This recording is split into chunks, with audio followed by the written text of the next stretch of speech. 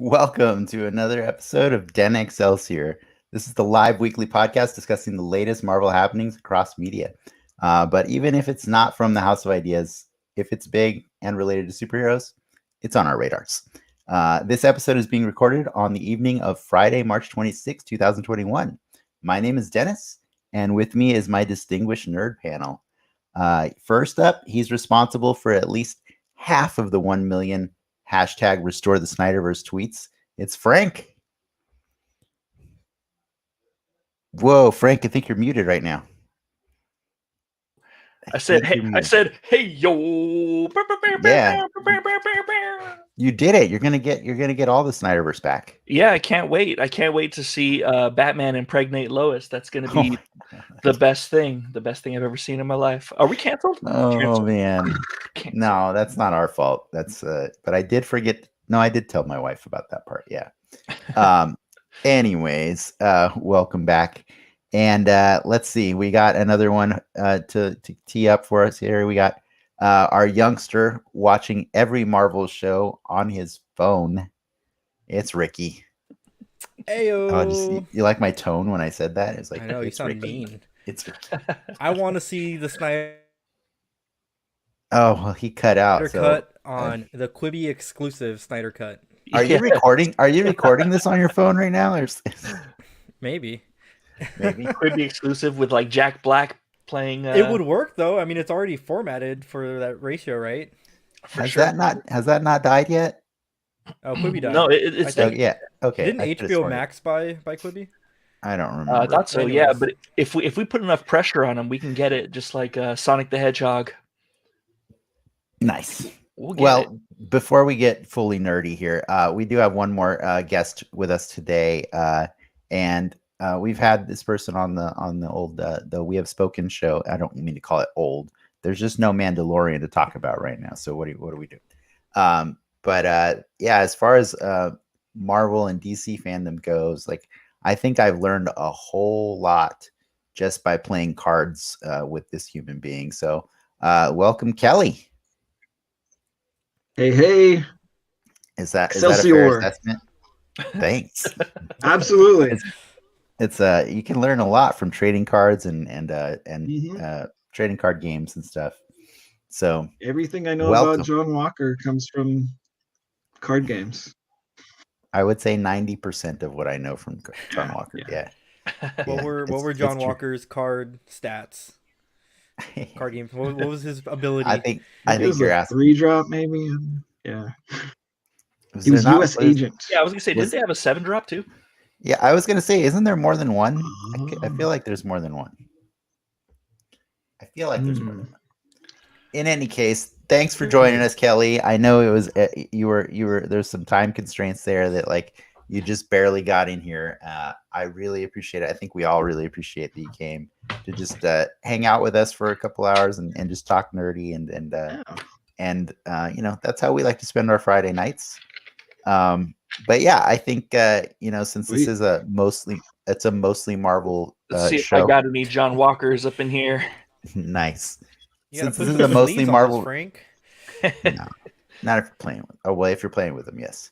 Are we gonna play? Since it's a mostly Marvel show, though, I know I have failed at times to ask our guests before we move on to everything, like like something about their Marvel experience. But I was trying to reframe this as a Kelly specific question. I know that Kelly's favorite Marvel character is the Hulk, and I was wondering if you could just tell us why. Okay. Because he's the strongest one there is. Pretty much. That's it? I mean, yeah, I guess. I like the fact that he's basically unkillable and smashes things as a way of solving problems. It's just really simple. is there more mythos to the Hulk aside from like the gamma radiation? Like, is it ever revealed that there's more than just the gamma Yeah. radiation going on? Yeah, there's tons like child abuse Yeah. and a bunch of crazy stuff.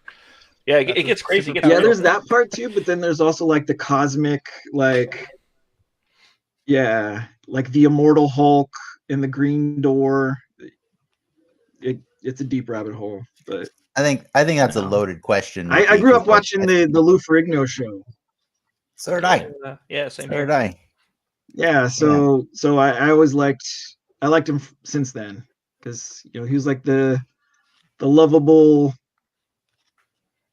gentle giant kind of, except not so gentle.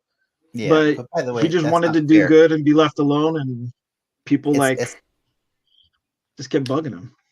it's not fair though. It's the Bill Bixby and Lou Ferrigno show.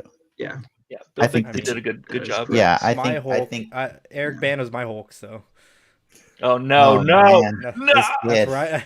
That's where I This came in kid. on the game. So loving go Star Wars prequels and Eric Bana Hulk, man. Oh Hit man. the leave studio button. Yeah. But, I mean, this is- 6-year-old this is me rough. loved those Hulk dogs. So Oh, So no. is John Walker your America then? Yeah, John. I mean, it kind of represents the America we live in right now. But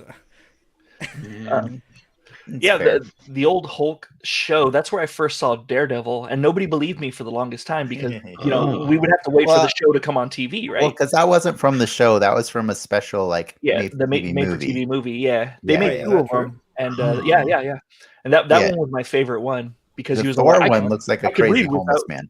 He looks amazing though. He Yeah. looks like that one in from the Avengers game. Like it looks awesome. Yeah. Check, Well, this here- out though. Looking at the versus cards, who's that? Who's that? Come on, focus camera. Mephisto. Oh, God. Oh, my God. Oh, guy. Mephisto. Mephisto's finally on the show. There it is. He made Well, it. oh wow. anyways, I'm looking I up think the Daredevil Hulk. this show's getting off So- the rails. Let's get it back on track really here. We have a fun show planned. We're dying to talk about Falcon and the Winter Soldier episode 2. But before we dive into that, we've got some news and rumors to discuss, a brief chat on a nerd topic of my choosing, and stick around, after for more Multiverse Bingo. As a reminder, this is also a chance for you to pick our brains with any marvelous trivia or points of confusion you may have. We'll be checking the comments throughout the show. And for those of you who can't get enough of us, I mean, how could you, you can visit patreon.com/DenXmedia immediately after this broadcast ends for our live post show, The Soapbox, where we wind down and talk about stuff we didn't get around to in like the first 1.5 hours. There. Now that those things are out of the way, we can continue being silly and talk about what we need to, whatever we want. I did want to mention also, I don't know if you guys, if everybody got to see it, but aside, we are the mostly Marvel podcast because we do like to talk about other stuff. Like last week, we talked about the Snyder Cut for a little bit. In other superhero news this week, Amazon Prime released Invincible last night. And I watched all 3 episodes that are available right now. I know that's kind of a big feat to ask for everybody because we also had to watch Falcon and the Winter Soldier. But I think, Ricky, how many did you watch? I watched 0. Oh, you watched it. I couldn't get And to it then- during work. and- Yeah. And then Frank watched 1. I watched one. I feel like Charlie Bucket. Like Dennis is all, I watched 300 Wonka bars, and I'm all, oh yeah, I watched 1. I watched a single one. I have Invincible. It's like one of those things that lives at Comic-Con that I see every year that I go. I have no idea or any. I just know it's popular, but nothing. You're beyond in that. for a treat. Yeah, Have you guys read the comics? No, I haven't. not. But I used to Okay. be visually impressed by the comics. Like every time I would see them at the comic stores back in the day when that was a thing that I used to go to because we don't do that anymore. It's the Walking Dead guy, right? It was Yeah, Robert Robert Kirkman Kirkman, who yeah. wrote it. Yeah. But the art was really stunning too. Was it So Ryan Otley? yeah. Was it? So I was excited when I knew that the show was coming out because I wanted to see, what I'd missed all these years. And I don't know. I guess Kelly, you'll have to come back next week and tell us how accurate the show was. Yeah, you have to now. On Yeah, our now you're- Invincible now you're on I've the podcast. watched 0 episodes, but I've read like 2 years worth of comics. So Well, the One of cool our thing. coworkers where we used to work together at they used to talk about it so much that like I was all like, I never want to watch this. I never want to read this comic ever. Like you basically told me everything, and it's taken me years to forget all the things that he's told me. But that guy did let me borrow Fables, and I'm all like, oh, that's amazing. That's Oh. actually pretty good. Yeah. So I guess I can ask this question. Do you think, Kelly, does it mean anything to you that J.K. Simmons is playing Omni Man? Ooh. Sounds like Well, I think he's a great actor, so that's fantastic. I think he's perfect for that role. So yeah. Okay. Yeah. And what did you think, Frank? Did you like J.K. Simmons in that role? I did like that J.K. Simmons in the role, and I like Stephen Ewan in the role too, and the lady from Grey's Sandra Oh. Anatomy. Yeah. Sandra Oh. I thought it was well acted just in general. I think Nice. I just didn't enjoy it. I thought the jokes were a little old. I thought like his hero's journey was just like kind of something I've seen before. Like I've seen it several times, and then the post credit scene was the only thing that was kind of new and incredibly well. It's like it's an 8-minute post credit scene. Yeah, it's like an 8-minute post credit scene. It's like Snyderverse levels, like as you told me earlier. Yeah, and that was interesting, but it didn't give me that much interest. So I'll watch a little bit more, but more cautiously. I think I enjoyed it enough to follow through with the other 2 episodes that are available. I like it. It is not what is presented in the first 30 minutes. It changes gears pretty hard at the end, and I'm sure that was a really cool experience in the comics, but tonally it's a weird thing to happen in the TV show. You know what I mean? It's almost like watching WandaVision do sitcoms for like multiple episodes, and then all of a sudden like, oh look, this actually isn't what's going on. Like it's cool and it's jarring at the same time. But I'm interested in continuing to watch it. So if anybody else out there wants to watch it and come and ask us questions, we'll just email Kelly and say like, hey, did this happen in the comics? That'd be cool. Yeah, now I gotta stay on top of that because the comics, man, you're in for a ride if they stick with that stuff. Yeah. What are they? Image Comics? They are Image, I think, right? Do they have an online thing or anything yet? I don't know. I'm not do sure. some research. Okay. All right.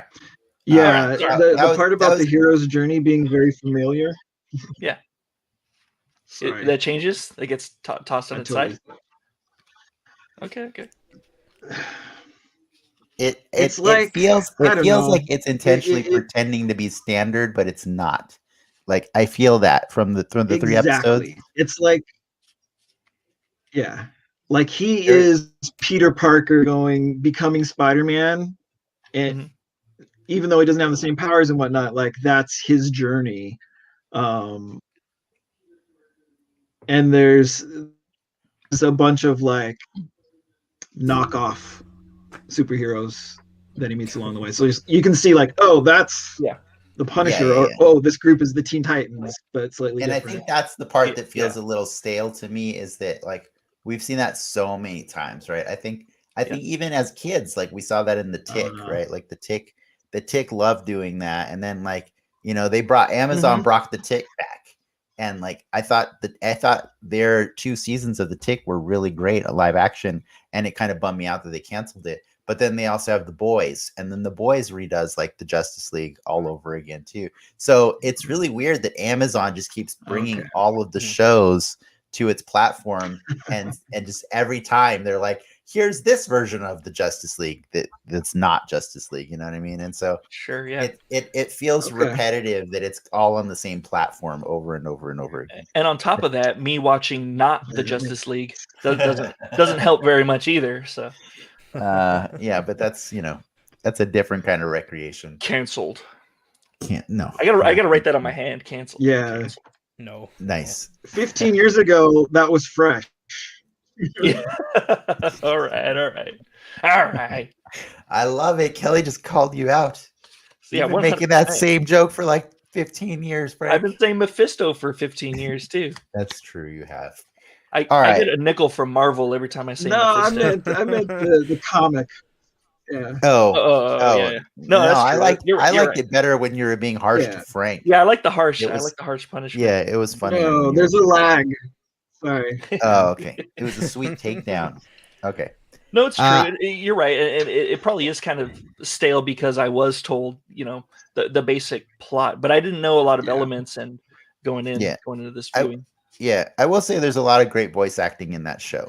So it's fun to like go and look them up afterwards and everything. So like they definitely pulled a lot of their Amazon clout, and so they're able to bring in a lot bigger like the Tick doesn't really have like anybody famous other than what's his name? Jackie Earl Haley. I think he's like the most famous guy in the Tick. But then the Boys gets a little bit bigger, and then it just keeps getting bigger and bigger. So yeah. But anyways, I think we kept Ricky waiting long enough about talking about something that he has no knowledge about at all. That was kind of rude of us. I'm sorry. Invincible looks cool. It has a cool color palette, and that's my take. Nice. Well, That is the hottest of takes. Ricky's hot takes. Colors are pretty. Why don't we switch over to Ricky's section of this show and let's do the news.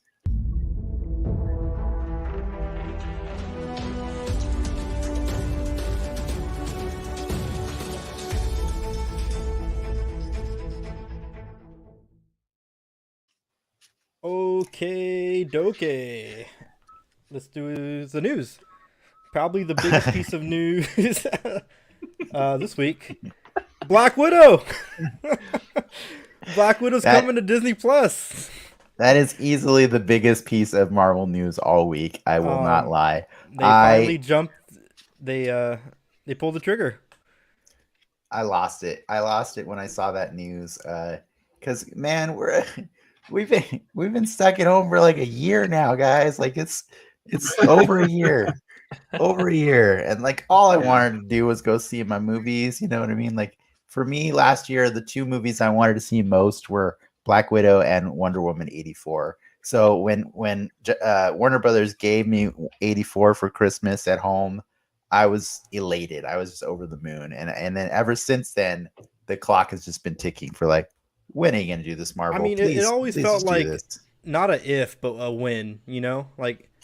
Yeah, exactly. That's what I've been saying. When the clock has just been ticking. So I'm happy. It's going to be $30. I know I've seen a lot of people complain like Warner Brothers would never do us dirty like that. But like, let's remember, like I pay like $4 a month for Disney Plus. Well, like also, Disney Plus is cheap, but like Warner Brothers is like $15 a month, right? Like they know you'll HBO pay Max. it. Sorry. Like True. Yeah, I know they know you'll pay it, but Warner Brothers already did us dirty with the DCEU, so I mean, yeah, exactly. Everybody gets done dirty at some point, right? Like you can't help it. No, So, I the like the movie- DCEU for the most part now. It did actually get pushed back. It was going to come out in May, right? And now it's going to be coming out in July. Yeah, because they still plan to do a day and date, like where it's going to be released in theaters at the same time, and so, I'm sure it'll be safe, places for sure. Like, worldwide. Like I know Avatar stole the title from Endgame a couple weeks ago because they re-released it That back in movie's theaters. 10 years old, man. That's I can't believe it's only 10 years old. It feels way older than that. Anyways, what are you happy? Are you gonna watch? Are you gonna pay $30, Kelly, for Black Widow? No, I don't do that. Whoa! Not even a thought. Why not? I really want to see it. Just like I really wanted to see like the live action Mulan originally, and I'm glad I waited. So you're I'm gonna wait. You're just gonna wait the 3 months for okay. I Yeah, mean, yeah. Well, that means that's like 3 months we can't have you on the show, right? It's Yeah. like, no, that's true. no, That's no true. peer pressure. No peer pressure. Um, It's fine. because of the pushback, they also did push back Shang-Chi from I think July to September. So, Yeah, I think the assumption is at a certain point, like their whole schedule can only be reworked so much before they have to just kind of start like either shoving them out the story-wise pipeline, or right? Yeah. like they don't really have that much. Like I keep on forgetting Spider-Man comes out this year. Oh yeah. December, Christmas. And I don't think Disney, Sony would want to move from that date if they don't have to, So Yeah, well, I mean, Sony does it anyways. Like what, Venom's in like 2024 or something like that? Who knows? Like whatever. Let's see. What as long as they sit in a tank of lobsters in this next Venom, I'll be fine. What else you got? With the Disney Plus, we have a Echo spin-off series rumored in the works. Echo is going to be appearing in the Hawkeye show. I'm conflicted on this. On the one hand, I freaking love Echo from the comics. I love her. She was originally introduced in the Daredevil comics during a run with Brian Michael Bendis and David Mack as the artist, and it's Maya Lopez, and really great character. She's kind of like the reverse Daredevil, right? Like she's deaf, but she can like mimic movements that she sees people do. Taskmaster? Kind of like Taskmaster, yes. And so she's a very cool character who actually ends up becoming the second Ronin in the comics. I mean, I guess I'm spoiling a little bit, but like I'm spoiling years out. Spoilers. That's like 15 years ago. Spoiler. Yeah.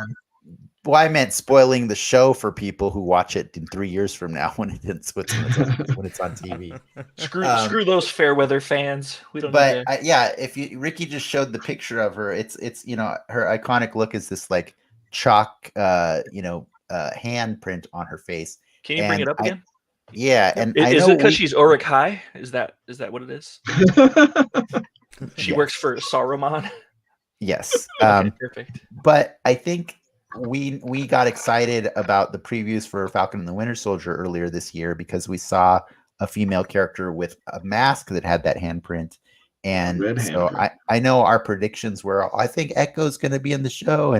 And so that's why I'm like mixed feelings, because I thought we were already getting Echo, and now we know we're going to get her later, so it's cool. We're at least getting Echo. We're for sure getting Echo, and she's a great character. I forget also, like, Yelena is the show as well. Or sorry, the Hawkeye show. Oh, really? Well, really? Cool. Thanks for spoiling that, Ricky. No, it's cool. Florence Pugh, she's listed on the Hawkeye show? Mm-hmm. Oh, cool. Okay, sick. I like her. I didn't even know there was a Hawkeye show, so spoilers. What? Oh no, okay. Spoilers! All right, then I guess spoiler warning for Kelly for the rest of the show, because it's only going to get worse for here. I see on the docket you got toys and merch coming up after this one. So those are the worst. Yeah, so I think it is important that when you get to the toy part, Ricky, like there are going to be spoilers, correct? No. What?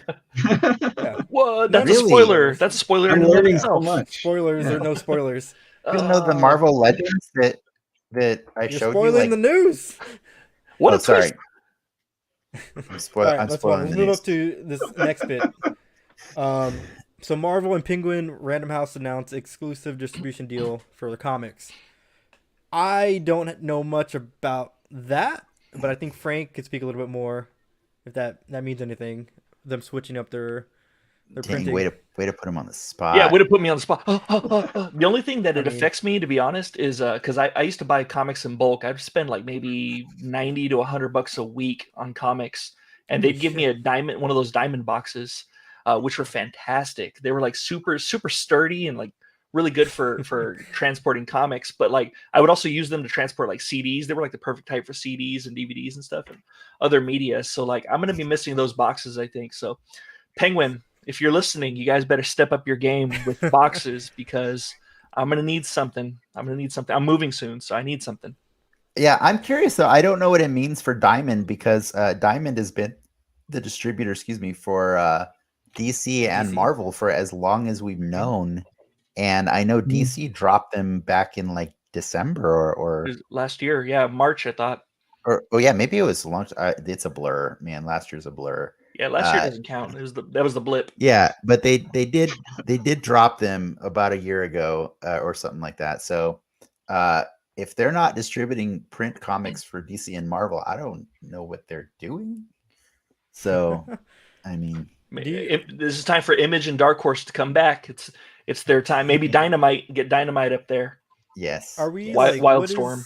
The tipping point for when that stuff just starts going away forever? I feel like I don't think they're ever going to go away completely. I think limited print will become a thing, and it will become more collectible. Kind of like, you know what? I can't see them ever going away in the same way that, like, you know, there's like what people are selling, like the first tweet of stuff and stuff, you know, like non-fungibles and stuff.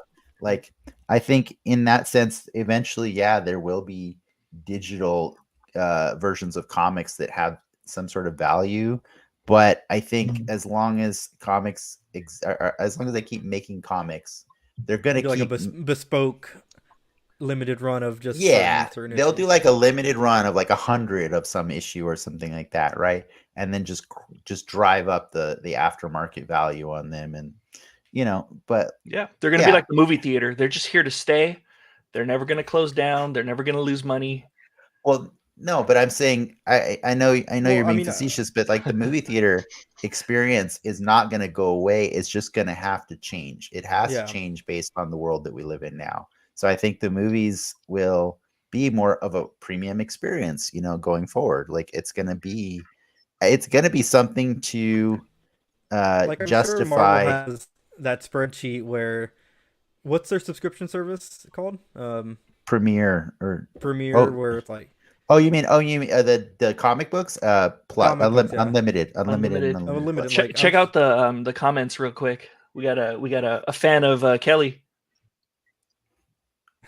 Oh yeah, Kelly. You know you can click on the comment. There you go. Yeah, Cowboy Baggins in the building. It was our guest from last week, Jason, or Coker, or whatever, however you want to be called. Shout out to Coker. By the way, reciprocated shout outs. By the way, I just need to point out we lit a fire under that guy's butt last week because he went from not having a Disney Plus subscription to re-upping just to watch one episode of Falcon and the Winter Soldier for us for our show. Yep. Dude, he has since been binging the Marvel universe for the last week.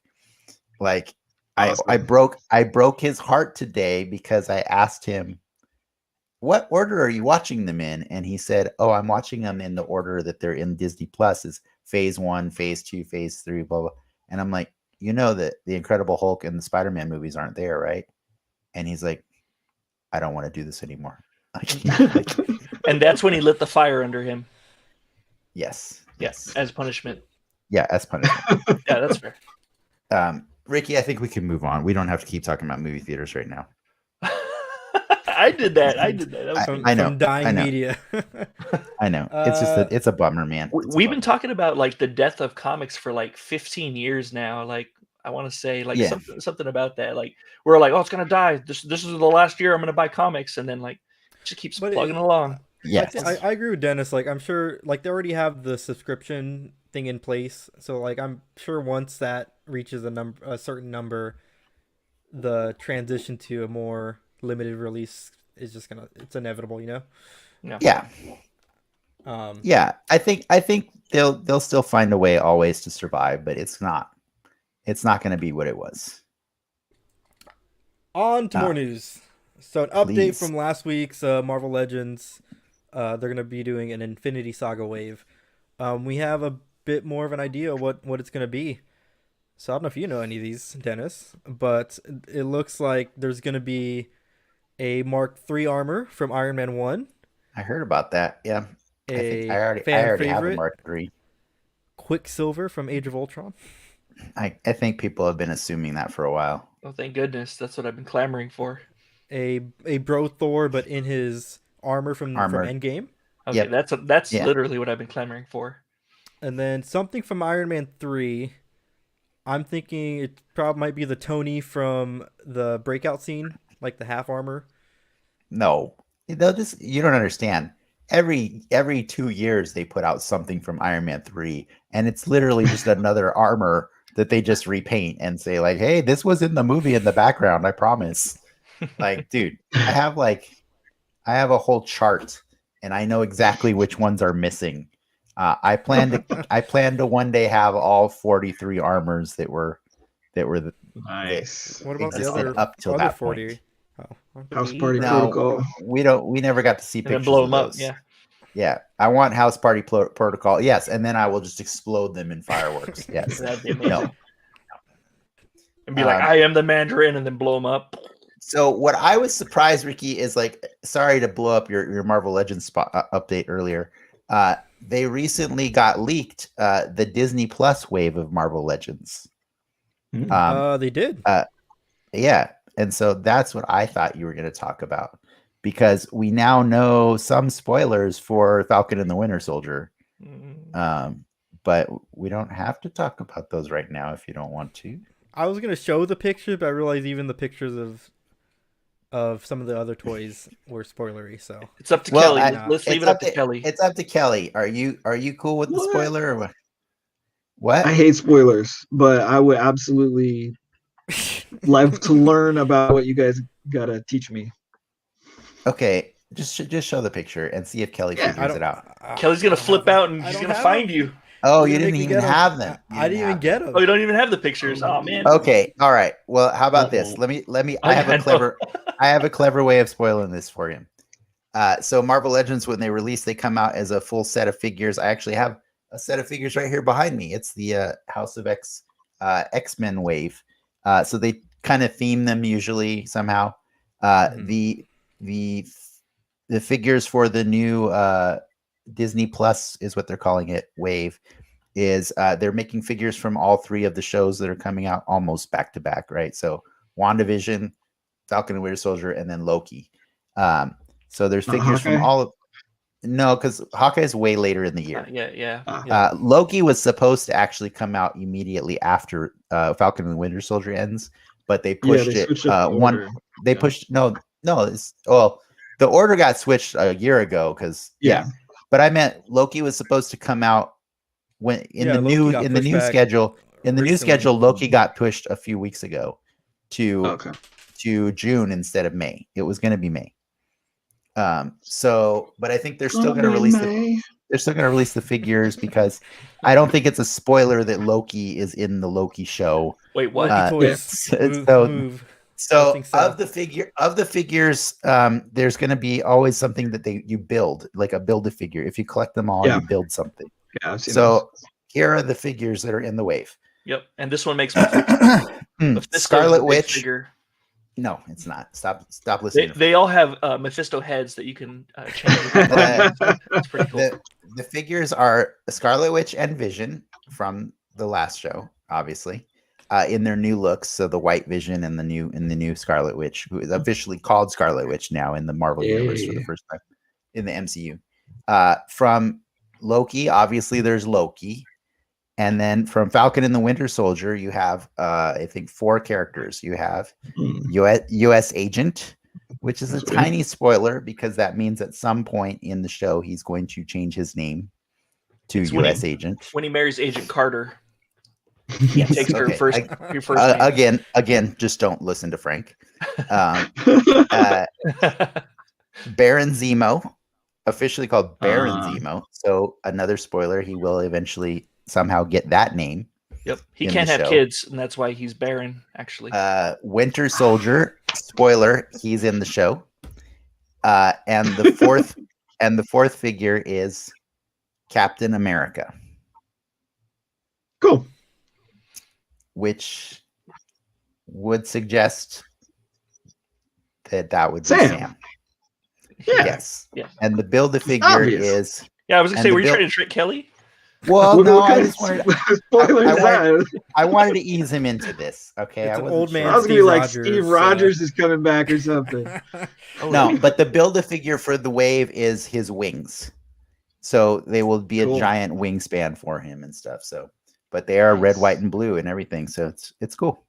Yeah. Yeah, that's That's not cool. a spoiler. That's... Okay. Well, I think for some people watching that might be a spoiler. A U.S. I- agent back- would be more of a spoiler, I would say.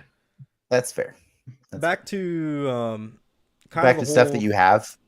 No. Like He drew the pictures whole- of the figures that are coming out. Yes. the other legends, the Infinity Saga legends. That seems to be a line that's going to continue on to other things because Lego has actually announced an Infinity Saga set of Lego toys, which kind of does the same thing of picking Yeah. scenes and sets from Yeah. from those block of movies. I want to go to there. But yeah, Is that all you got? I got. We can show it. Last bit of He's news. all. We could do this all night. Hot toys. Yeah. We like hot toys here. We got a Bucky hot toy. Good That's a looking Bucky hot figure. toy, guys. That's That a is hot, a hot toy. toy. You know you can take the clothes Bucky. off of those, right? A what? Oh, don't tell my wife. Mhm. So she admitted to me during this watching. She's all, you know what? He's hot. He's hot with short hair. I like him. I'm all, you don't like the scruffy hot. Nerf herder?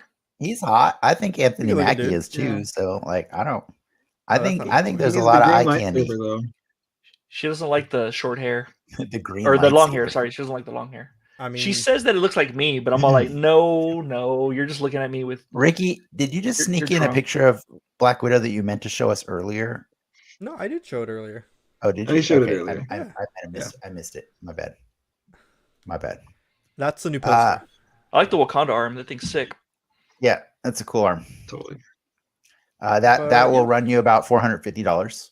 Oh no! Mhm. Don't tell my wife. I bought her a car. What more does she want? She wants Well, you to look apparently like in that, the Frank. comments, she needs that too. Oh no! Damn it! She needs it. She's Yes. found me. Run for it, Marty. And then Coker, I don't know if you saw his comment regarding my spoiler of U.S. Agent, but this was his comment. I know a lot of U.S. Asians. No big deal. Okay. And we're canceled. Bye, No bye, way. guys. It's been a good no, run. we're showing support. It's fine. Oh. Yeah, we are. You know, actually, on that note, if you go to the details on Disney Plus, there's a disclaimer in the episode about how this might it's not needed to current events, something along those lines. Hmm. I mean, the first episode, Bucky shoots the dude right in the face, who's Asian. So Oh, gotcha. You're talking about. yeah. Oh, you're talking about that. Okay. yes, I gotcha. Yeah. Lindsay was telling me after that show, like, that because she likes to, go on social media and see the buzz and everything about these shows. And she was saying, the Arabic community was actually pretty angry at the show because like, one for the way, like they were depicting how, the show is intentionally trying to break the rules by getting the guy before they cross Libyan borders. Oh yeah. And yeah. and that's actually a common thing that American military tries to do is try and circumvent the rules and stuff. But also because when Sam speaks Arabic, apparently they're really upset because the two people speaking back and forth, Sam and the guy, the actual person living there, apparently it's like the worst Google Translate Arabic ever. No. And they were mad because like Disney, you couldn't pay somebody who actually speaks the language to help you. that seems kind of odd. Yeah, with they this- would be on this- the Yeah, that's really awkward. So they're canceled. Okay. Well, we've done the 2 shows. We're good. We'll Yes, start yeah. rewatching the movies. But we got I think more we've been- comments there. Yeah. Coker blames me for Baron Zemo. Yes, I got your Baron joke now that I've seen it written down. I wasn't paying attention. I wasn't paying attention to you earlier. I was in the do not listen to Frank mode at the time, which is He's got to wear boxers. He's got to wear boxers and not the tidy whities. Otherwise, oh my god.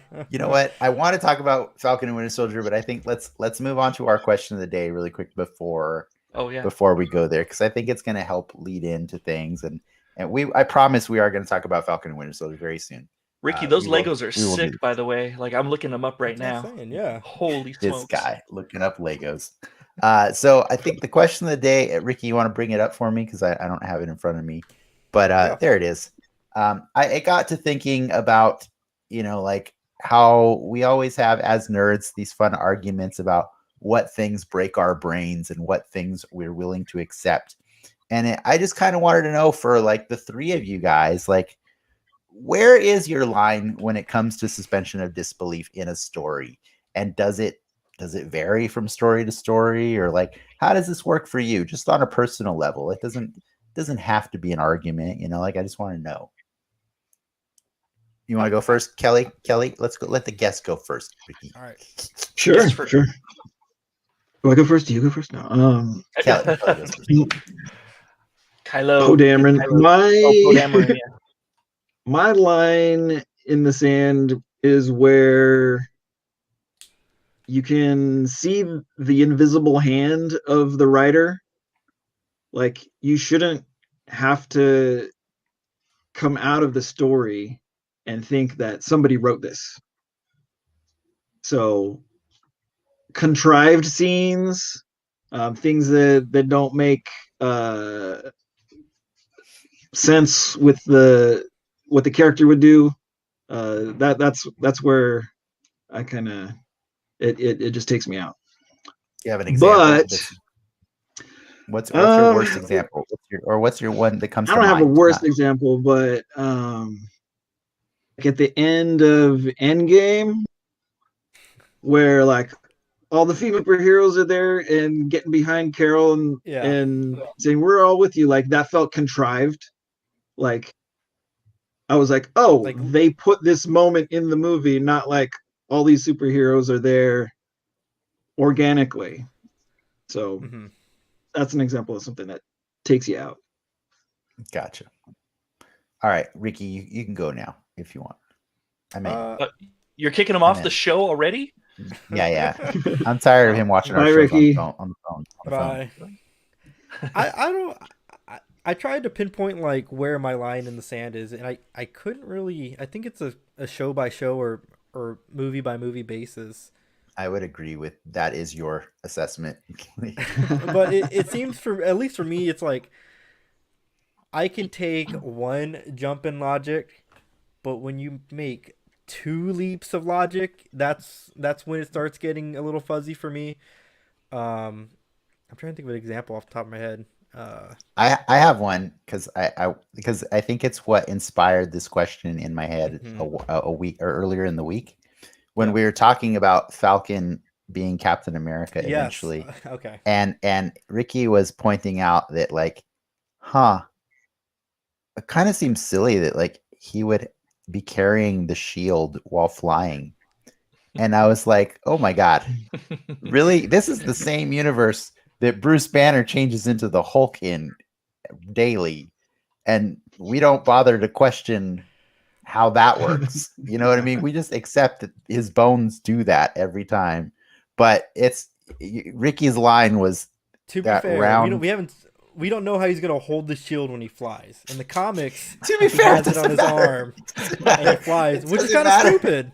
Do you think he's gonna fly in circles? I saw him carry a human being over Libya last week, dude. Like while he's flying, like a human being that's not smoothed out and meant to fly great distances on its own. You know what I mean? I'm just saying, but I like that's what made me think of this question. Is it's like I think it's funny to know where our limits are. So I do. I don't mean to shut you down entirely. I just think it's funny that that's your line, like that for that specific thing to happen. I mean, I do enjoy. You mentioned that when we were discussing this earlier, like they quip about that exact thing in Civil War, where Spider-Man does like, but that doesn't obey the law of physics at all. Now, did that make you laugh, Kelly, or did you say somebody wrote this? You know what I mean? Like that made me laugh. Okay, yeah. Yeah, because Yeah, it's I like, get oh it in the yeah, well sense that's a nerdy conversation that you have with your friends, like Because it's true, Tony right? Stark Because talking about yeah, Thor's hammer in an elevator. Yeah. yeah. Yeah, that's a good it's example. like you go to these movies, you go to a Captain America movie to see that shield do the things it does in the comics, right? Like, Yeah, so I exactly. can't necessarily be upset about that on that at that point for sure. You you mean don't the want to way like make the something way up that like Sam carries the shield in the comics? Yeah, he flies in circles because Yeah. he's so heavy on one side. Yes. Yeah. like He if gets they there tried to eventually. explain it, that would be bad. Like say, like midichlorians like made the shield fly that way. That'd be horrible.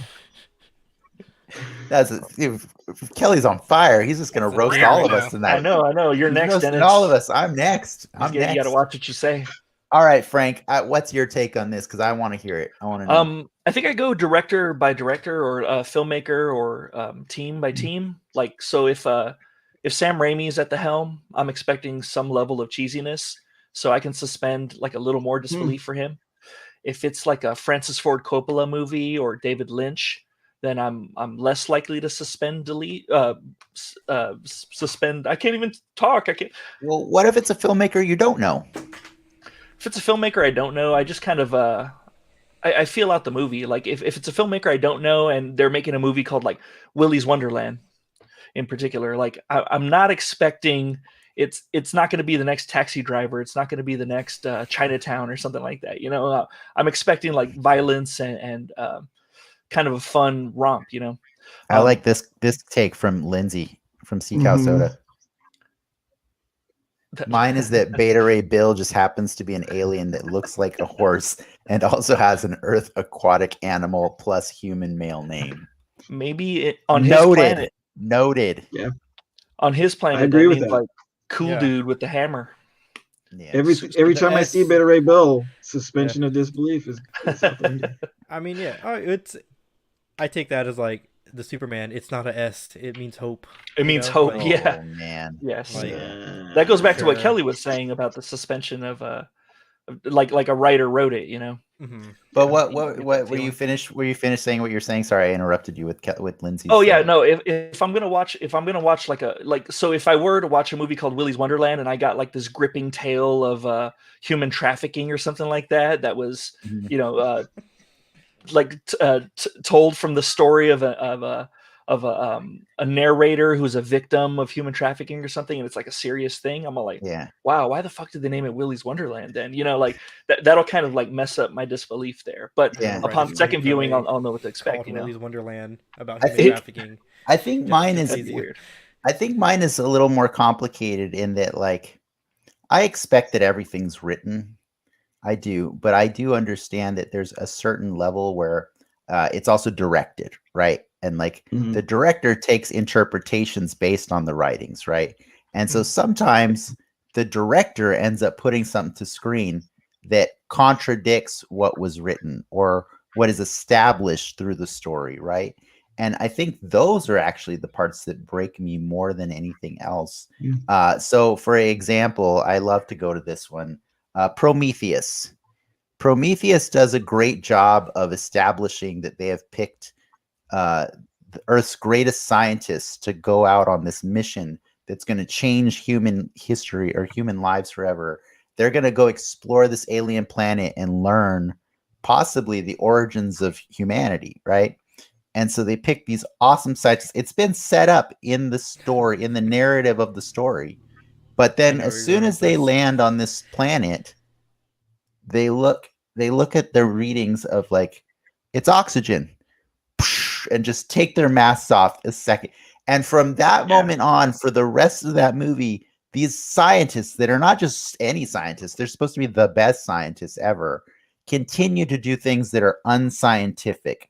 Like, and I know that like in that instance, it's kind of weird because the writer and director were the same person, you know what I mean? But like, it just contradicts the narrative that was set up earlier by making them do these decisions that don't make sense. But there are better, there are better examples of just like seeing, like, so for just overall in Marvel or DC or whatever, obviously, like Ricky said, we go to see these movies to see Captain America's shield do the things it does in the comics. So like I often fall back on that Incredible Hulk analogy as like, how do you nitpick anything that these superheroes do in the same universe that the Hulk exists? It just doesn't.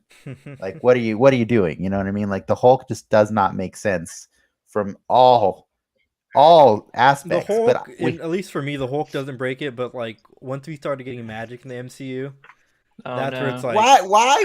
That's the line. Why because, is that like, the line? The Hulk, at least in the MCU, is still science based. No. Origin. Yes, he Well, was. Give Operation. I mean, tell me the science about how his mass changes and his volume and density changes. There's a YouTube video about that actually. Yeah, I mean, that I does can take a explain science explanation, but a magic explanation, at least for me, that's like the leap. Yeah. And I'm happy with magic in the MCU, but it's like they just have to establish rules.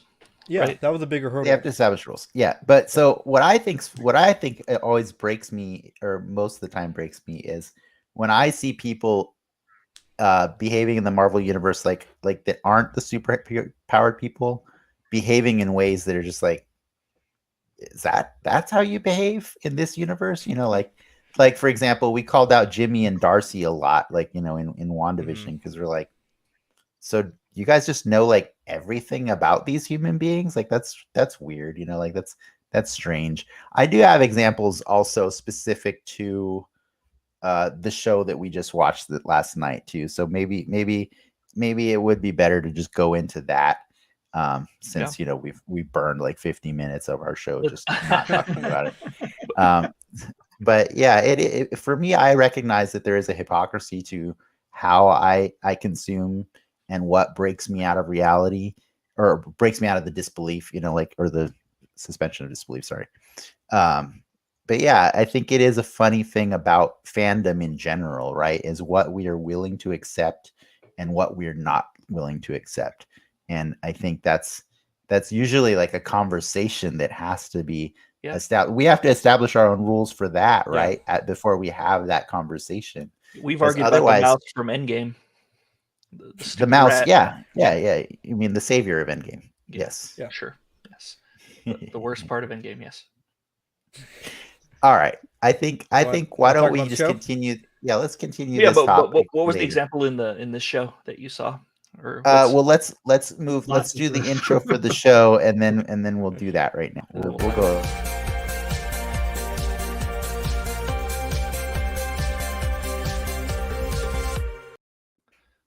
Man, I can't believe. I mean, we talked a lot, guys. We did. We talked a lot.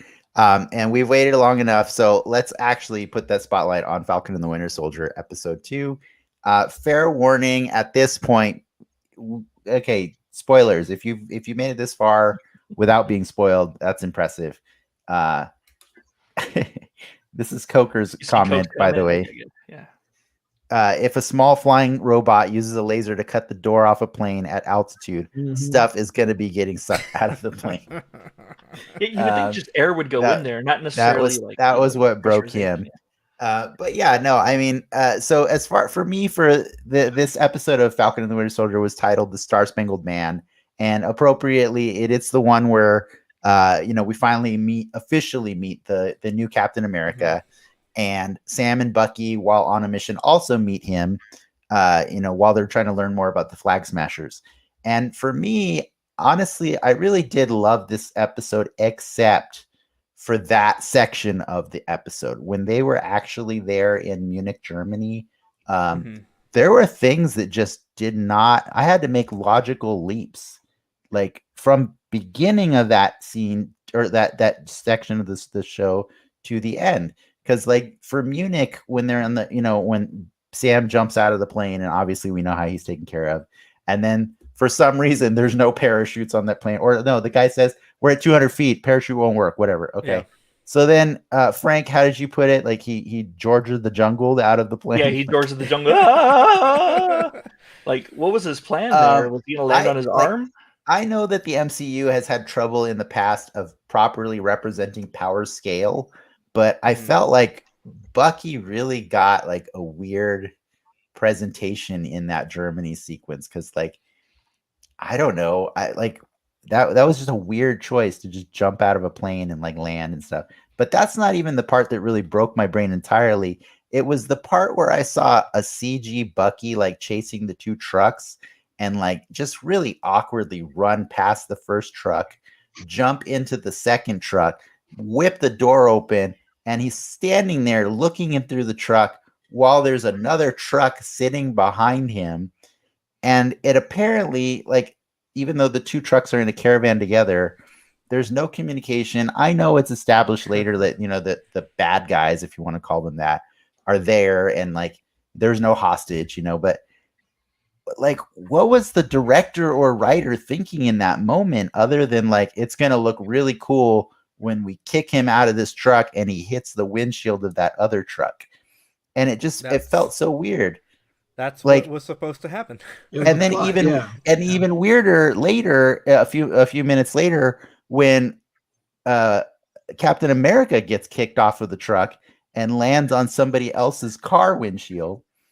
A regular person, a civilian. Yeah, and that Martha, we're getting to the bank. We got to get to the bank before it closes. We got to exactly. Like, I don't care if you're fighting. Who is driving right next to trucks that are having a superhero battle on top of them? That was just weird to me. Like, and it just taking up both lanes. I can't get past them. They do drive on the other side. Yeah, okay, they drive on the other side too. What is that? Why do you need to pass these guys so bad? None of that actually bothered. The actual fight didn't bother me too much because it looked cool. When I started thinking about it, logistically, like, if you're America sending Captain America to fight this battle, like, if we're the embodiment of America? No, well, like, why would you send Captain America to fight the Flag Smashers in that specific instance? Like, it just seemed really odd. Yeah. They actually did specify that. They specified it. They're tracking. They said it was the GRC, the Global Repatriation Committee, is trying to do what they can to kind of heal the wounds of the world because of the return of people from the blip. And so they're trying to do the best they can to reinstate social security numbers and get people's like identities and homes back where they can. And they're providing relief to refugees who have been displaced, from their homes. Mm-hmm. So they're actually painting a really beautiful picture of the chaos that actually did transpire as a result of the blip. And so the explanation is that the GRC it looks down on these groups that are trying to preserve the ways of the world pre-blip. You know what I mean? Yeah. And that's the Flag Smashers' intent, right? Is like, on paper, they prefer the world the way it was before everybody came back. Because the implication is, once half the population of the world disappeared, everybody kind of had to like drop their borders and start working together to find a new way of coexisting, right? So like, I got that. I understood the why. So I didn't mind the why. It was on that point. Can't you just track this thing with like a tracker? Like, they're two. They did. It's called Red Wing. Yeah, Red Wing was their tracker. Yeah, but even after Red Wing blew up, where was the helicopter that they flew in on? Yeah, for sure. No, it's got to get gas. It's got to get again. Like, don't make me defend that scene. I hate it. I know. I like the fighting. I'm not gonna. I like it. Well, they talk about this in the Hot Ones episode. Anthony Mackie. The fighting's cool. Fighting's cool. How do you make a caravan fight scene look cool? No, you're misquoting. He said every Marvel movie has a 6 SUV caravan, and how do you show 6 SUVs differently every time? But I see your point. I get your point. Yes. The presentation was different. I think what took me out of it, though, was Winter Soldier ripping off his sleeve. Like, does that make him... does that give him more drag, like when he's falling? Like, why waste a perfectly good jacket? You know what I mean? Good jacket, yeah. Now he's got to get it fixed. And that's like a super strong arm. Are you telling me like it's impeded somehow by the jacket? Yeah, no. It's fine. Sorry, I need full disclosure. Like, I thought my power was going to be out today because I got a notification from the power company that they were doing a planned outage. So I never watch these shows at midnight. I watched this one last night at midnight, and Frank knows me, and he knows that I get extra salty if you have to keep me up late at night to watch a nerd thing. I was saltier because I was like, I wanted to be entertained. And from that moment, exactly from the moment he tore that sleeve until the moment they got the hell out of Germany, I was like, this is pissing me off. And so, yeah, that's, but you know what I loved is the moment they got out of Germany. Yeah. The moment they got out of Germany and ended up in Baltimore, that was like some of the best MCU stuff I've seen in a long time. Like with like the, you know, and it started with a joke that I think we in the nerd community have heard many times when that kid called him Black Falcon. Yes. Oh my God. Mm-hmm. Like I think that's just a byproduct of the DC universe, right? Like in general, most Falcon, like one of the first black characters not to be called Black whatever, you know, Black like something or other. Black, like he's just Falcon. I don't think I'm an expert enough to answer that question. Luke Cage was Power Man. Luke Cage Power Man. Yeah. Is Falcon? He was Black Power Man when he came out. No, I think no, he was not. I'm just kidding. Yeah, I was just kidding. Storm, does Storm predate Luke Cage? Storm is like 1981 or something, or 78 or something like that. Rogue's 81, so she would be like 70. I think Luke Cage predates a lot of them. Yeah, and he was not. Yeah. So I don't think that's a matter of that. I think what it is like. I like that whole bit though. Yeah. It's funny because like he said, what should I just call you, Black Kid? And like he's all got him, and then he's all got him. Yeah. But I like that. I like that they took the joke and they owned it, and they showed you how wrong that is. You know, like because the reality is, you know, like there's Black Lightning, there's Black Manta. Yeah, like yeah, but the Black Panther is different. Black Tom Cassidy. The reason the Black Panther is different is because Black Panthers are a genetic aberration. Like a regular panther is not black. Yep. You know what I mean? And so that is there's an argument to be made for the Black Panther. Yeah. But Black Adam, yeah, there's a lot. It's weird. Blackula. Have you watched Blackula yet? That's a great movie. I love that movie. But I don't want to talk forever, so please tell me what else you guys liked about it. Like I left a lot for you to tell us. Let's let Kelly speak. What we liked. Kelly, what's your favorite part of the show? Or part of the episode? That's a good one. I definitely liked the realism. Like, so I liked the fact that they went into the CBR and they're expanding the world, and you know they did that in like some of the other movies like Spider-Man Homecoming, not Homecoming, Far From Home. Yeah, where they're talking about the global effects of the blip. So I like the expansion of that. I liked all the real world moments like you just talked about. Them getting pulled over by the cops. Like I think it was really cool that they showed stuff like that. It's like yeah. What about Isaiah? Isaiah is interesting because he's not a character that I'm familiar with from the comics, at least. Really? Okay. Yeah. I thought you were. I thought you would have known. No. Was scheduling you on the show. That was an accident. Did he have a Versus card or? Was he in Versus? I don't know that he's in Versus directly, but the Young Avengers are, and so Isaiah, I believe, was introduced in the Young Avengers, right? Yeah, Isaiah. Patriot? No, sorry. No, Isaiah is too. Like I know he's in Young Avengers. I don't know if he was introduced in Young Avengers. I don't know. I don't think I read the Young Avengers. Okay. Cool. Isaiah was introduced in 2003 in a book called Black and White.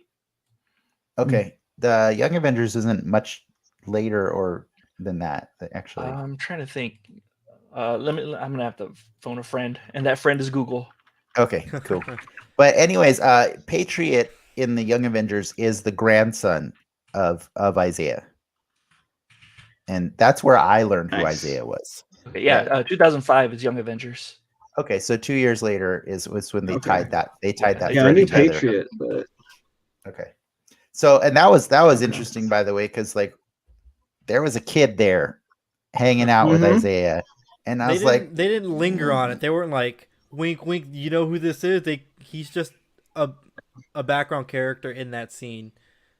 yeah, but we'll see. We'll see. But I love that whole Baltimore scene was really really great. I like how they made Elijah a Korean War. You know, Isaiah.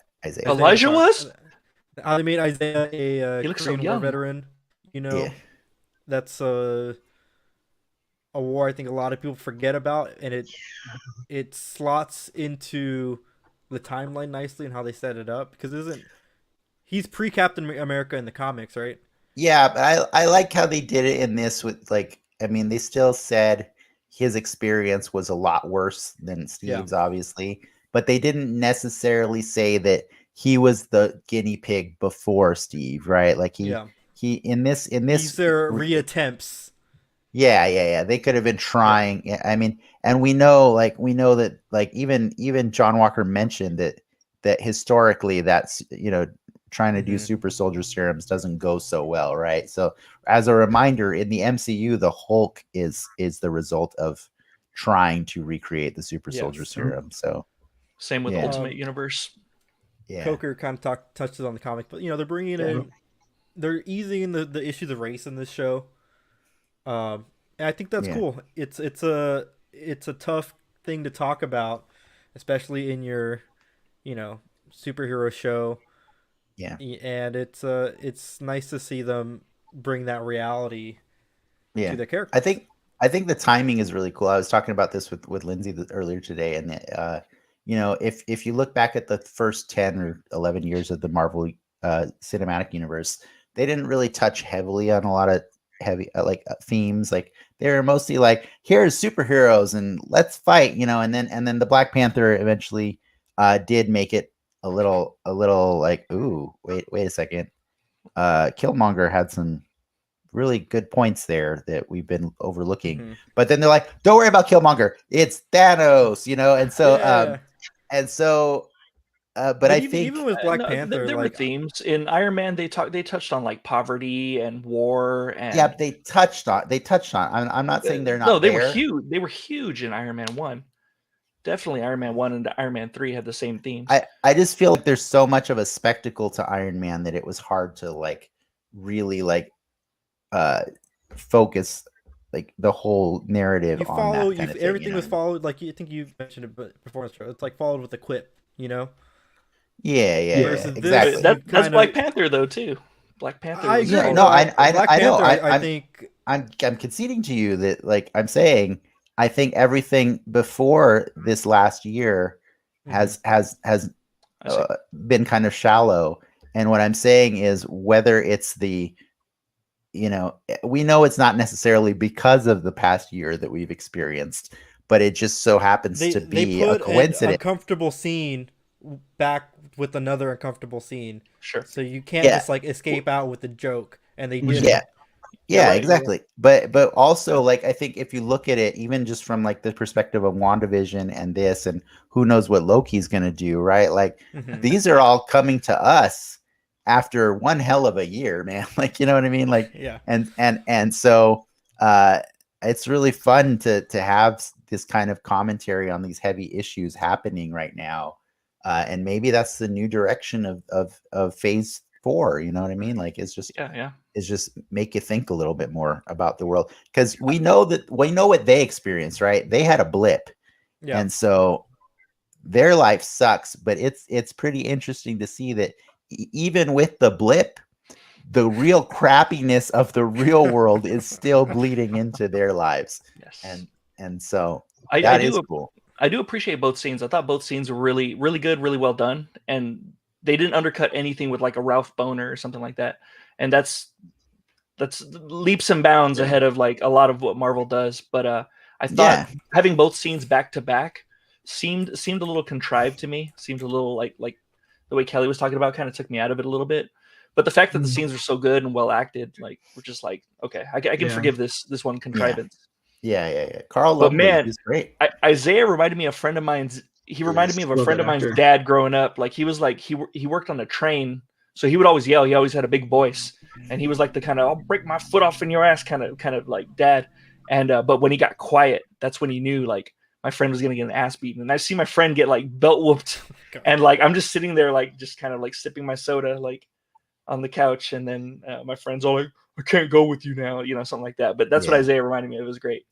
Can I point out one more logical leap that kind of broke me? And it's not about Isaiah specifically. I would still chalk it up to Munich. It's still technically Munich. It's that plane ride between Munich and Baltimore where Bucky realized, because they're like, Sam's like, how are there super soldiers, man? I didn't know. And then Bucky's like, I got somebody you got to meet. So he says, I got somebody you got to meet while they're in Germany. Then they hop on a plane. Or sorry, they're on a plane. They're on the plane when he says that. And then I don't know, 10, 12 hours later, they're walking to Isaiah's house, and Sam is still completely clueless about who they're meeting. And for me, I was like, what the hell did you guys talk about for like that 10 hours? Right. Talk about a lot of things. They're like, hey, did you read the news about this Hayward guy? Yeah, so I would just at some point wonder like if Sam's like, so where are we going back? Baltimore. That's who's in Baltimore? Like it's like I get that you want to surprise the audience, but like, come on, that was weird, man. That's just. But again, I love the scenes. I just don't like that Sam has to be an idiot in that scene, or completely naive to what's going on. You don't ever grab a buddy and be like, "Hey, let's go to Munich. I'll explain on the way," and then like never talk and about then not anything. Explain on the way at all. Explain at all. That's when you explain. I haven't done that. I haven't done that since the pandemic, but before that, all the time. I did it all the time. Yeah. All right, what else, Ricky? What else you got? What do you got that you loved about this? Let me pull up my notes. Or dislike. It's fine. We can do both. I like Sam. I got a lot more to talk about on the dislike. I like their banter. I thought their chemistry was amazing. I love that White Panther bit. That was funny. White Wolf. Yes. This is Sea Cow Soda. That's what I thought, Lindsay. Sea Cow Soda assumed Bucky just stared at Sam the whole 10 hours. I guess so. Yep. Secret love. And I really like John Walker's intro. I love that whole band. They play the Star-Spangled Man. They put him on Good Morning America. That felt real, like, and how that thing would play out. I like that they're trying to show you that he is well-meaning, which is what we said. Mm-hmm. We explained to Coker last week that in general that is what John Walker in the comics is, right? Is he means well. He just doesn't always end up on the side of right? So he has Battlestar. We got Battlestar there. Yeah, so he got Battlestar. Good call. He's got these characters that like are supporting him. Whoever his girlfriend was that we met in the locker room earlier. I assume girlfriend. He said, I love you. It could have been sister, I suppose, whatever. But he's got a support network of people that care about him and want him to succeed in his new role. So you want to empathize with him, but like you also got to assume if people love him, he's not a total like dick, you assume that. And I think they play it up on that fight scene where he uses his gun on one of the people. Man, he shot that person. He just shot that person. It's still weirding me out to see that. Captain America shot a dude, but like, this he's just a regular That's dude. Like, he doesn't have powers. It's a whole different thing when it's Nazis in World War II. You know what I mean? Like, I can totally be okay with a Cap shooting Nazis in World War II, but on top of a truck in Munich, it's just like, what are you doing, Captain America? Like, He's a how many soldier, international yeah. laws are you breaking right now? Like, this is He's not Batman. yeah. You know what I Like, did he like can use about what guns. And Batman uses guns, grapple guns. yeah. I saw this. It's Justice League. It's okay. I'm like I'll get over it. It's breaking my my appreciation of who the wearer of that shield. You know what I mean? I want to assume that whenever Sam gets that shield, he's going to stop pulling out machine guns out of his sides and like, but maybe he won't. Maybe he'll still use those. They're setting it up right when we see Sam fight. He uses his wings as a shield. Sam, they took Sam's guns away ever since Winter Soldier. Right. He hasn't used guns. In his fights. He had them in Endgame, didn't he? Yeah, he had them in Endgame. Yeah, he had them in 90% sure. Oh yeah. Yeah, you're shooting aliens. It's fine, dude. Like, nobody's gonna fault you. If Bucky can just fire off machine guns, yes. Bucky didn't use guns in this episode either. That's another. No, he didn't use common sense either. But he's not allowed to right now. I think it's the trick. There's a lot of terms to his pardon. But I like that. What was that scene when Sam saves Bucky? Did Joss Whedon direct that? When Sam or Bucky's on top of Sam? Like, that looked like a Joss Whedon scene. Did he come guest direct that? Yes, he did. He did the rewrites on that scene. Oh, perfect. Okay. Yeah. It was adorable. I like their chemistry. It's fun to watch them interact with each other. I was happy that we got them together. Some of Kelly's dislikes. Yeah, let's go, Kelly. Well, tell us the dislikes. Okay, so I do want to say, like, I feel like Bucky, like, I love all of his reactions to everything that's happening. Like, he's like, he sees the Captain America on the TV and he's like, what the hell is this guy? Like, that's exactly like how I was feeling when I saw the John Walker Captain America. Yeah. And yeah. I was watching it with some of my kids and they're like, who's this guy? He's horrible. You like, they would go ew every time he came on screen. This is what Coker and I'm like, yep. Yeah, Coker had one of the same likes that I did. The Wizard Sorcerer conversation had me cracking up. I also love the chat about Lord of the Rings. The banter between Sam and Bucky in this episode was some of my favorite Marvel dialogue ever. I saw that Lord of the Rings joke in the previews, and I still laughed at it when it happened in the show. Yeah, but okay. I love that. So joke. that book only had a limited run, and it only sold like 1,500 copies or something like that. He likes books. He likes books, and he lived in New Did York. he get first in line? He was like, okay. Yeah, New York. I suspended my disbelief for that. Yes. What a nerd! What a nerd! Worked so hard to get that. He could be a nerd. You don't know. Yeah, he took it from Steve. He would have been a teenager in 1937. That's true. And I've seen his apartment. His apartment is looks like mine did when I was younger too. So okay, makes sense. Sorry, I really loved what Coker had to say, but continue, Kelly. Continue. Yeah, I mean, get it. Oh, Doctor Strange is a wizard. He's not a sorcerer, by the way. He's a sorcerer supreme. He has to rest for 8 hours to get his. He's the sorcerer supreme, bro. Exactly. It's a title. He learned all of his spells from books.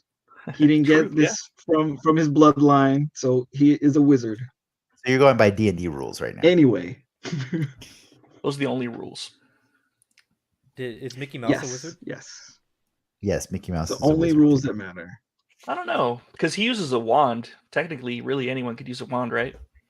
He does, yeah. I don't know. Oh my god! Bright.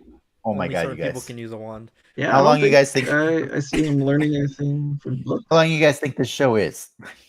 We're asking the hard hitting. We're talking about the hard hitting stuff right now. I know. Seriously. What did you guys think about? Oh, sorry. Is there a lag? I was just gonna say, what did you guys think about when this exchange of lines between Sam and the cop? Where he's like, the president pardoned him for all that, and the cop's like, not for that. I was like, I was kind of weirded out. I was like, why are both of you guys so casual with that? You know, like. That is a lot of murder. It's a lot of murder. Not for treason and murder. Yeah. That breaks what we were talking about last week. do people know who Bucky is then? He takes off his mask. It's Darcy. I think they do. I think that's why the president pardoned him. They know everything about everything. Someone and it's like, what was it? It was in Winter Soldier when Black Widow like put all the Shield secrets up. Put all the Hydra and Shield secrets out there. Yeah. That's why Zemo is super knowledgeable, because he read all the internet. Yeah, he read everything. He did more with the internet than Ultron did. Yeah, he really did. He really did, honestly. Yeah, that is kind of weird though. That right, like Zemo's the foremost Hydra expert because he read the internet. Yeah, what a nerd. He probably read Lord of the Rings when it came out too. Yeah, nerd. It's okay. I love Zemo, so I'm excited to see him anyways. You know, like, do you guys think we're gonna get a Hannibal Lecter style like interview with Zemo? I can dream. I hope not. Yeah, why not? Why don't you want it? You don't think that'd be funny? Because I've seen it before. Yeah. Okay. Yeah, that's fair. That's but you haven't seen Marvel's. You haven't seen Marvel's take on it. Sorry, you're cutting out, Kelly. What was that? So I think he's going to be different. I don't know. I think it'd be more interesting to see him like have his perspective changed. Yeah. So I think the funny part is like we assumed either Zemo got blipped or all his guards got blipped and he got out. But either way, we just kind of assumed that he was out, right? Like when we start watching the show, I don't think I assumed that he was actually still in prison, like in any of our guesses, right? Like that we kind of funny. They were in Germany, came to Baltimore, and now they got to go back to Germany. True, it's true. That's a lot of staring on Bucky's part. Yeah, and him not telling him anything relevant on that trip. He's like, they were talking about everything. Oh, by the way, I fought these other super soldiers in Vietnam, and like. Did you ever see Sailor Moon? That shit was cool. You ever watch that? Do you like Huey Lewis in the news? Your mom's name is Sarah. Your mom's name is Sarah, and you wore newspaper on your shoes. Oh man. So Flag Smasher, when she's in that new abode, she gets Carly Morgenthau. She gets a mysterious text. Do you think that's Major Goodner? Yeah. No, definitely. I think Major Goodner I think it's somebody named the Power Broker. Is that somebody from the comics? I think that's the alter ego of Sparky the dog. No. Dressed as Mephisto. Right, ruining all my clips, aren't you? Just ruining all my clips. Did anybody know? Did that seem familiar to anybody? No. Like, all I know is the Power Broker hires really bad thugs because they're supposed to go get the things that she stole from him. So they send a guy there, or they send a bunch of guys there. There's one person greeting them. They just fill them with holes, and then one of the main employees walks up in front of the camera on the tarmac, and then waves his hand like, "Damn, almost caught him!" as the plane's like in the sky. I was like, "What were you planning to do? Running towards a plane, bro? I don't understand what that was." Never know. But yeah, the Power Broker. They used all their bullets on that guy, so they didn't have any more. So I'm looking it up, and there could be some spoiler potential. So maybe I'll wait to the after show unless you guys want to talk it. But Power Broker has ties to U.S. Agent and Battlestar. Okay. All right. I won't say what. Just maybe if they have the serum, maybe the intent was the Power Broker to get the serum into their GRC agents, right? Like that's so. Who do you think the Flag Smasher people are? We obviously know their cause, but the specific people who have the serum, do you think they're anyone special or a special group? Or I think there's a lot of manipulation going on at like by a shadow government kind of thing. You know what I mean? Like this GCR just sounds like another Marvel acronym to be a blanket for the bad guys, right? Like on paper, they seem to be doing something right, just like SHIELD was, or you know, with Exactly. Donald Pierce, or just like Sword or whatever. I think we're gonna find out that, you know, somebody at the top is making, you know, is manipulating different groups of people. So the Flag Smashers might not even know they're being manipulated, right? And that's what's kind of interesting about them is I think they're kind of genuinely good, right? Like I think that's why they showed. Yeah, it's They like, showed what us. did they even do? yeah, they were stealing Like they medical stole some supplies. supplies. They haven't like gone Yeah. around killing people or anything. I got And- Firefly vibes from that, right? Yeah, and they were being told that they're being called the Yeah. Robin Hood now and stuff. So Mhm. I think they're, you know, they're not the bad guys for sure. It's just They just need Another better PR question- people.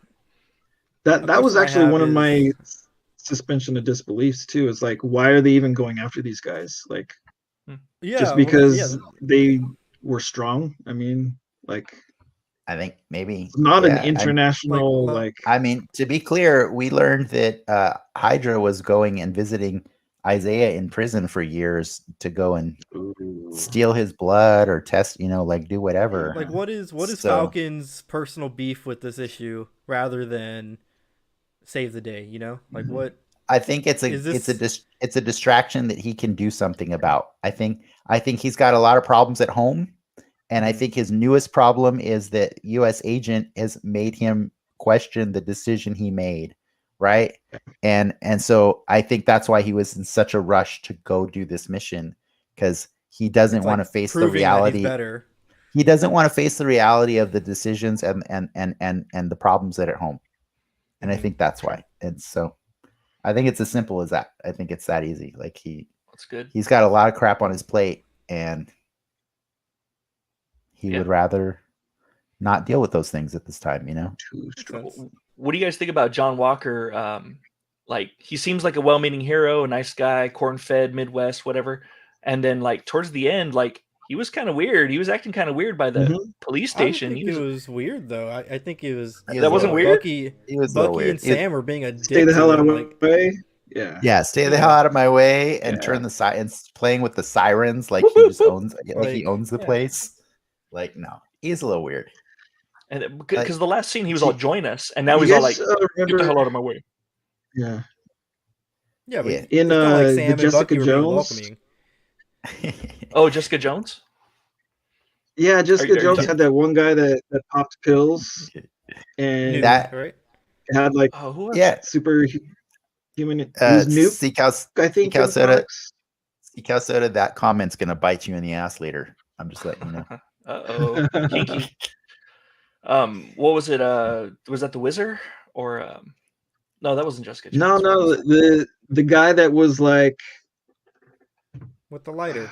he was originally like a good guy, but he got super strength from popping pills, and then he like Nuke. went It was overboard Nuke. with It is that. Nuke. Nuke. It is Okay, Nuke. yeah. It is Nuke. Yeah, I get that kind of vibe from this Captain Yeah, I America. think Sure, U.S. Agent's going to end up still being good at the end of this show. I want to believe he is. Like, I don't get Homelander vibes from him. Yeah. No, definitely no, not. no, Yeah, no, definitely no, not no, Homelander. No. He's not Homelander. No. Like, Like, he's not a bad guy, but he is kind of a jerk, I think. Sure. Like, or Mhm. sorry, let's rephrase that, because as speaking from experience, he comes off as a jerk to others. Oh. He doesn't have a lot of emotional Hashtag not my intelligence. Captain America. like there's that line by Sam when, you know, I could really use Captain America's sidekick, and Sam's like, it's always that last line. you know? Wingman. Yeah. You know, it's Yeah. there's just that tone with him, whether he's intentionally meaning it or not. You just Sure. oh, you're kind of a douche, you know. That scene was kind of. Yeah. He's. I've never met Captain America, but he's like a brother to me. Like he didn't say that exact Mhm. line, but that's the vibe I got. He's like, you never met the guy. Yeah. Like, Pretty much. Yeah. No, and I think that's entirely part of the reason that Sam wants to do this mission, right? Is just to be like, if I don't do this mission, this jackass is going to go do it and screw it all up, right? So sure. I think that's where Sam is in his mind space right now. Mhm. Do you guys have any predictions? Entitled. Yeah, no, I agree. Yeah, Entitled. Entitled for he- sure. He was showing his entitlement at the police station. Yeah, like he's honking totally that- entitled. Yeah. But in fairness, Seacow Soda, I mean, wasn't Bucky a little bit too? Like Sam Mhm. kind of called him out on it, right? He's like, I don't need you and your super old life coming here and telling me what my rights are. Right. You know what I mean? Yeah. Yeah. And so I think that's kind of cool that they're framing, like John Walker, and they're framing Bucky to be these people that like are kind of oblivious to the problems going on in parts of America, that they're just not aware of. Sam has that great line where he's like, during the police scene, where he's like, this may be something that you and Steve might never understand, and it's that I thought I was doing the right thing. Yeah, and it's you'll never be able to be in Sam's shoes, and it's I dig it. I dig it a lot. You're right. It had like a double meaning too, because I took it at first at face value. You take it as because they're powered. They're powered. I'm not going to share that quote because I don't want to get us completely canceled. No. I meant Sea Cow Soda's just Sea Cow Soda's quote. She's all white dudes, like, and it's like, yeah, it's fine. That's the sequel to White Chicks, actually. Yeah, it's the sequel. Yeah. They're coming back. What do you think, guys? Do you think we should switch over to the Multiverse Bingo, or do you got any last thoughts on this episode before we check in on how we're doing? My final thought: there's no incentive to be an Avenger. Like, you get shot at, you possibly get killed, you don't get any money, you don't get respect. Your paycheck, yeah, you get jack shit for being an Avenger. Even the cops are gonna just like mess with you if they don't recognize you. They'll profile you if they don't recognize you. You have to travel in twos. Like, you got to have your accountability buddies. Yeah, or I counter this. Is there is there nothing in it to being a black Avenger? Possible, but I mean, like, Wanda didn't get a fair shake either. Well, okay. Is there benefit to being a white male Avenger? Yes, tons. Okay. No, wait, no, because you get arrested if you're Bucky. Is there Bucky the other still got arrested, right? Who's currently the white male Avengers? Spider-Man and who else? Oh, they've killed them all. They're all dead. Doctor Strange. He's not an Avenger. What? You can't say he's not an Avenger. And he didn't. What about an Avenger? Can't get a loan. Selena says you can't get a loan. What about Banner? What about Banner? He's green. Come on. He's a green American. Like Little Richard. Have you ever met Little Richard in person? That guy's green. Or he was green. My mom's met Little Richard. Did she say he was green? Ask her. Okay, doing bingo. We're doing bingo now. Let's do bingo. The real Black Avengers are called jurors. They're called jurors.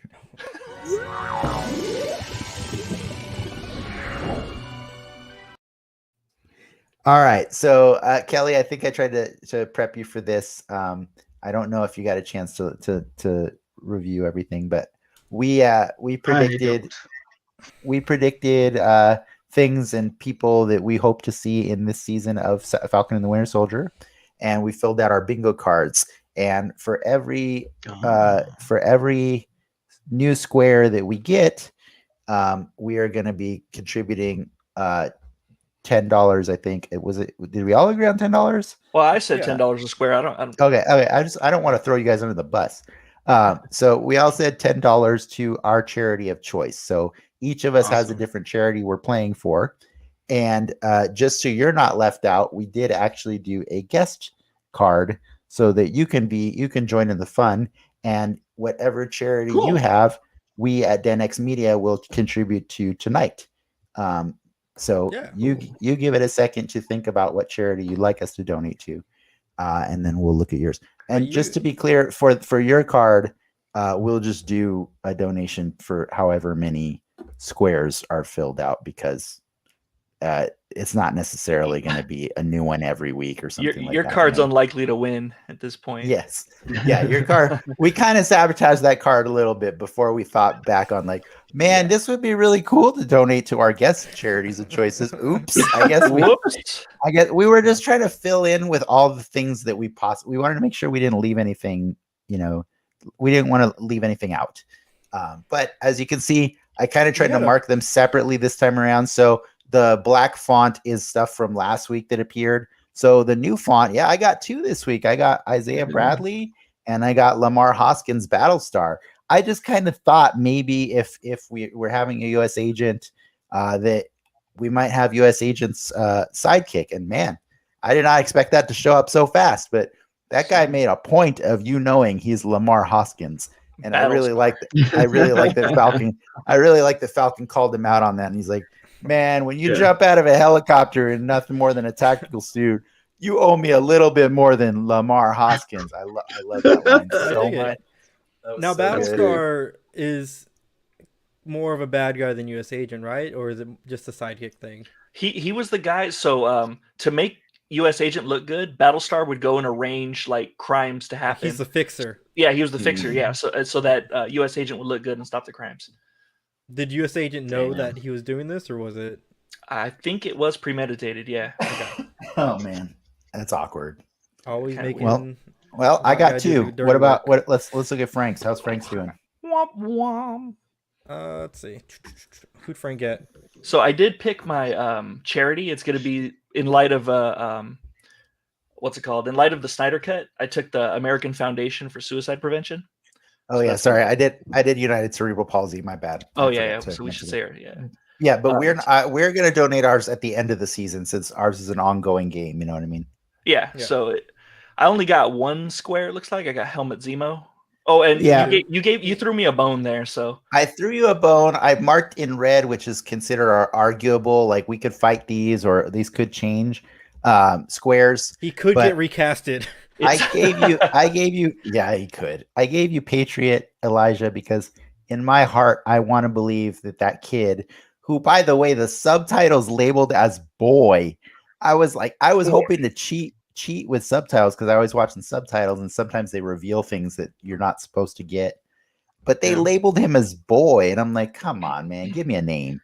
Just say Elijah. It's cool. I took it as like when what is it? Aaron Davis shows up or in Homecoming. Hey, I have a cousin that lives here, a nephew that lives here. You know, it's no, that's not the same thing because Aaron Davis is an actual character in the Marvel universe that we know. You don't know what that has talking about. And his Prowler, and it even says Prowler when Spider-Man's looking him up and stuff, you know, like on his files. Like that was an actual appearance of a Marvel character. Boy is not a Marvel appearance. No, he's a God of War character. Yes, exactly. Childhood nickname. But like that, I don't think Patriot's going to help me very much because I made the unfortunate mistake of picking Mephisto, which it would be hilarious if he showed up, but it seems unlikely.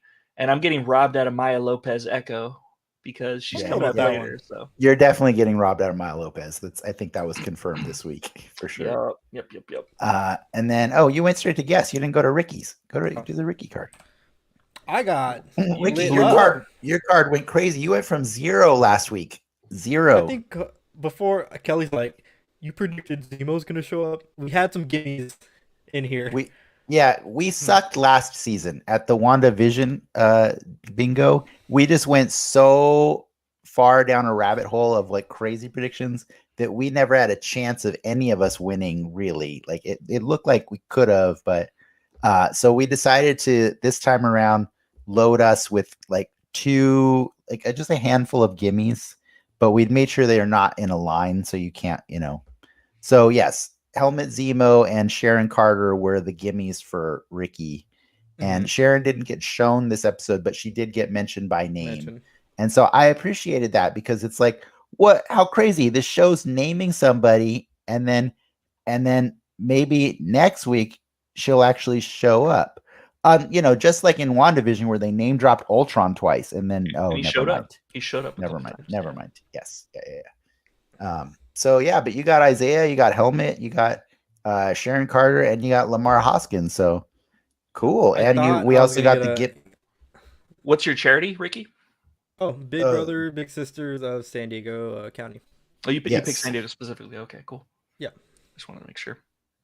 You're not in a bad position. Like if they choose to instead of showing Arnim Zola, like if they put Jet Zola in again or instead, and then you get a Brubaker Street or something. Yeah. Like you're in. Yeah, I thought I was gonna get the raft this week as well. I felt like they were gonna name drop that's where Zemo was, or when we busted out of the raft, something like that. I'm not sure, but the pace of the show is fast. So like they drop a lot of things. Look at that. You got 5 things in one episode that the moneymaker though. we expect it over the course of a season. You know what I mean? Like so. Avian telepathy. No, that's not happening. That's gonna be the money. Falcon's gonna talk to a bird. It's not. I think I will put $20 on any avian telepathy square on my avian telepathy squares. Hey, Red Wing's out of the picture. I need a new bird. He is. Yeah, that's Kelly, why he needs a bird. Kelly, did you mean to be muted, by the way? Oh, there he goes. Yeah, it was noisy here for a little bit. Okay, gotcha. Did you have burritos for dinner? No, I have children and dogs. Okay, gotcha. For dinner? Oh, All right. All right, let's check out Kelly's card to see how, or a guest card for the week to see how it's doing. This one had Steve Rogers show up last week, and I think we might have marked it last week, but I officially marked it as new this week because they actually didn't say John Walker or U.S. Agent last week. I think we just, as nerds, knew that's who that was at the very end of the episode last week. So, Sure. So I marked it as new. So you got 2 squares. So you let us know what the charity of your choice is, and we'll hook it up. But what do you think of the rest of this card? Are you feeling good about it or no? I was hoping Agent 13 would have been on this one. That's a surefire slot right there. Yeah. Did none of us pick the White Wolf? Well, it's Bucky, man. It's Well, like the knocking of the White Wolf. Nah, because I like the Bucky cap and Falcon cap. because I didn't want to double down on because we were already doubling down on Bucky cap and Falcon cap. You know what I mean? Like, That's fair. yeah, we could have done Shuri / White Wolf or you know what I mean? Yeah. Like that. Like we can consider that accommodation if you'd like. I do feel kind of bummed that Shuri wasn't like he didn't name drop Shuri. Like, oh yeah, Shuri gave me this arm. That would have been sick, actually. Yeah. I thought that would have happened. That's why I felt confident about putting Shuri on there. But then we kind of realized after the fact that it's like, man, they might not want to reference anything really specifically about Black Panther right now, just because they're trying to get all those ducks in a row and figure out where they want to go, in the direction. That's fair. Yeah. So yeah. That But would be cool anyways, if he has to get repairs or something, that'd be tight. yeah. You go Kelly, to one if you're not ready to let us know, just let us know after the show, and we'll take care of you for that one. Okay, yeah, I can't remember the exact name off the top of my head, so I'll let you know after. No worries. We'll get a scene of a person behind the back, Black Panther stand-in working on the arm. You'll never see the face. Yeah. But I think that's we need to get going because that was a long one. I know we had a lot of fun not talking about Falcon and Winter Soldier, but I was really happy to have Kelly here to talk about all the nerdy things that we talked about. So thank you so much for coming. And what was that? Thanks for inviting me. It's always fun. Oh, okay. Kelly is the best. So, that's not high praise from Ricky, but it's pretty good praise. Yeah, he also thinks the prequels are the best. Yeah, so. he likes prequels and Eric Bana Hulk, so take that, So, with a grain of salt. So that might be an insult, actually. But yes, but thank you to our audience for tuning in and for everyone participating. Coker, we're so happy you could join us. I think it's really fun that we have this recurring thing seem to happen where once we bring somebody on the show, they get really jazzed up about Marvel, and then next thing you know, they're here in our comments the following week. It's happened a lot, and that's fun, and I appreciate that. And so that's what we're here to do. We're here to just talk about all the fun, nerdy stuff that went on this week or whatever's on top of our brains and stuff. So thank you for tuning in. If you had fun, please remember to like and subscribe. And I think, if you guys have any place you want people to find you, let us know now. Otherwise, we'll just do the sign off. You good? I don't want them to find me yet. Not till after they get I found vaccinated. Frank on Facebook, on Instagram. Nice. Yeah, you found me once. Oh yeah. You joined my Instagram. Yeah. Good. Well, you can find us on Denix Media, everywhere: Twitch, Instagram, Twitter, Facebook Live, YouTube, Podbean, Google Cast, Apple Cast, and not quite yet. TikTok though, is that close enough? camgirls.com. Yeah. You can find us No, there. not that one either. But yeah, we're just here to be nerdy and everything. So thank you all for once again for watching Den Excelsior, and feel free to join us on our after show, The Soapbox, on patreon.com/DenXmedia. See you next time, See you and guys. enough said. Bye.